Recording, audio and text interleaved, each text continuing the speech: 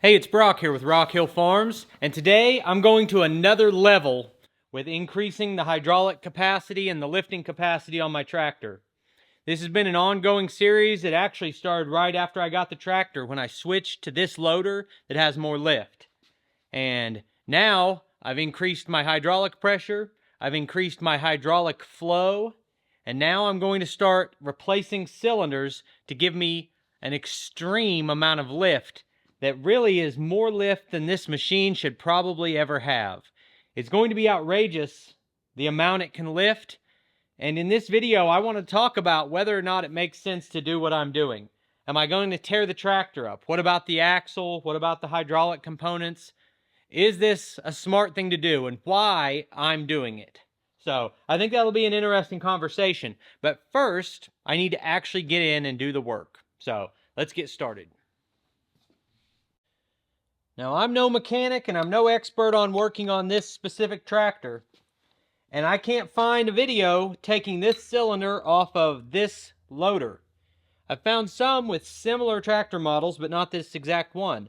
So if I make a mistake or I do it the hard way, put that in the comments. It will help other people doing this repair or this upgrade. But first thing I'm going to do is take this hydraulic line off both ends of the cylinder. This is a 21 millimeter wrench. So we're just disconnecting the hydraulics. We might lose a little bit of fluid here. I think the second one should be the same wrench, and it is a 21 millimeter. And now we've hydraulically disconnected this cylinder. Now we need to physically remove it. I wanted to zoom in here and show you this in detail, but I got too many hoses and too many accessories in the way right here. But 15 millimeter wrench, there's a nut on the back side that goes on the bolt that goes through the cylinder. So 15 millimeter. And we'll just take that off. It's actually not a nut, it's a bolt that screws into the back of the pin. Because this is all designed differently on the self-leveling loader. Alright, so now that we got that nut off, I think this will just pry out. Yeah, like that.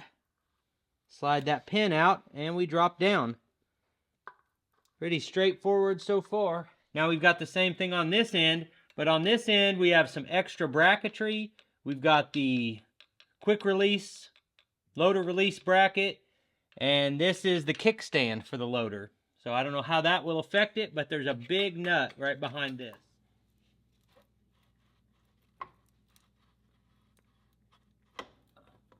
Okay, and we have one cylinder out. Let's take a look at it.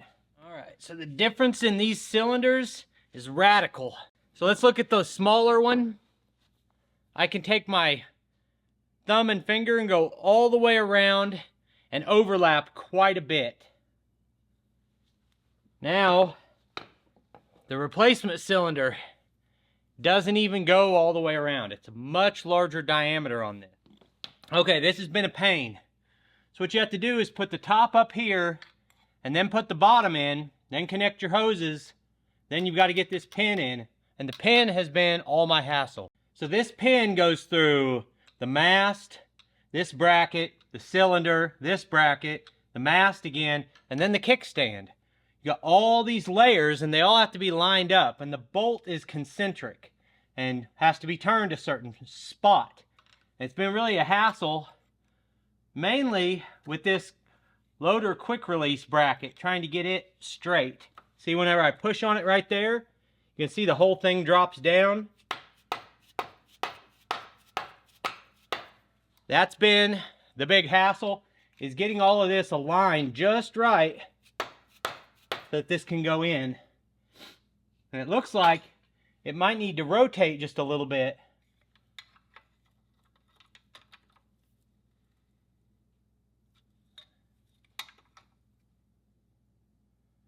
Rotating it till it looks like it's lined up. Ta-da! So, not complicated, but not necessarily easy either. Two separate things. See if we can get a nut and bolt on it. Or nut, washer and nut. Well, we've got one side done. I'm going to jump over and do the other side exactly the same way. Then we're going to put this thing to the test. I think you will be shocked when you hear the lift capacity that this should now have. I'm not even sure if I have anything big enough here to really push the limits of that lift capacity, but we're going to give it a shot. So I'd already had kind of a full day before I started on this, and now I'm running out of daylight. So I want to save all the talking until after we get outside and do some lifting. Then we'll talk about the specs on what these cylinders can actually do. Because like I already said, it's a crazy high number for the size of this machine. But let's go move the same tote that we used in our other test.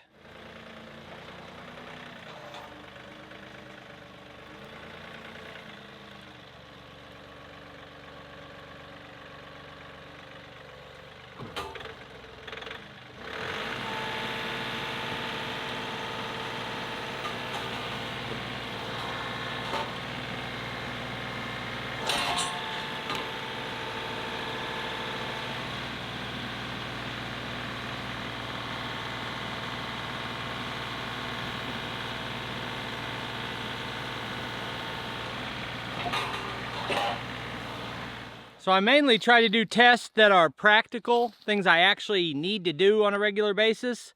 And this does not fit that category of things that are practical, but this is about the heaviest thing that I know an exact weight on.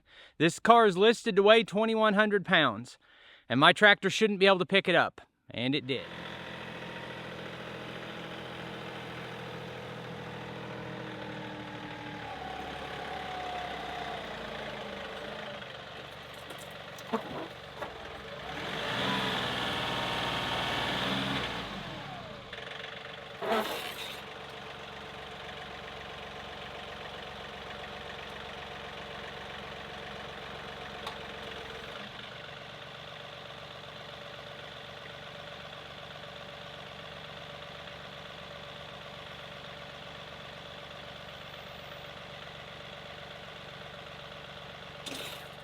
If you notice a little bit of an oil leak right here, that's the same leak I've had, that I've got a bag coupler for my third function and I need an adapter and the local shop doesn't have one. So I'm driving around leaking a little bit of fluid out of that female coupler all the time. Doesn't really hurt anything, I'm gonna have to add a little bit of fluid when that fitting finally comes in. But this is the same tote I used in the test last time. Before I did anything, I could get it 18 inches off the ground. After increasing my pressure, I got it up to 5 feet, and that just went to full height at idle. I didn't even have to idle the tractor up to lift that to full height. It's not even a problem anymore. So basically, this is like a new machine for me. Now let's talk numbers. Tim did this same basic upgrade on a 1 series, a 1025, and it's only supposed to lift 900 pounds or something, and he lifted 2,200 pounds off the ground and got a lot of that up to full height, and talked about the fact he could lift so much that if he wasn't careful he could break his machine. Now, the owner of HydrosPlus has performed a test on this tractor with the upgraded cylinders and the upgraded flow kit and the extra pressure and all the changes that I've done, and was able to lift over 2,600 pounds 18 inches off the ground. 2,600 pounds is a crazy amount of weight for the size of this tractor. But I can probably lift more because I got the self-leveling loader for the lift capacity. And it added like 300 or 400 pounds of lift capacity. And so now I have both upgrades. I've got all the upgrades, the extra pressure, extra flow, larger cylinders, MSL. So now the machine has more power in it than I can realistically use, which is the case with something like a skid steer. Its cylinders on the skid steer are so strong, you can lift something up until it flips the machine over. The capacity of the boom is stronger than the weight of the machine, and that's the case here. It would be crazy for me to routinely carry 2,700 pounds around on the loader of this. I would eventually break something, especially if I'm moving with any speed or under any further duress. Probably going to break the front axles.